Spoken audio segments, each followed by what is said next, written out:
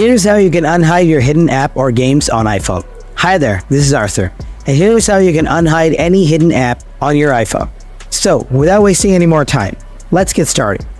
To unhide an app on an iPhone, you can follow these steps. First, if you can't find the app, tap the Spotlight search. Type the app or game that you are looking for if that app is missing. Open Settings, scroll down, tap Screen Time, scroll down, tap Content and Privacy Restrictions, tap Allow App, toggle on all the settings from there.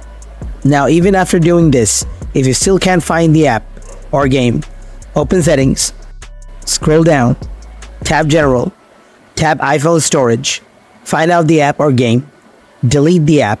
Quickly after that, open App Store, find out the app. Now download the app or game. After that, your app will be on your iPhone. So guys, that's how you can unhide an app on your iPhone. Now, if you still have anything to ask, please ask me in the comment section.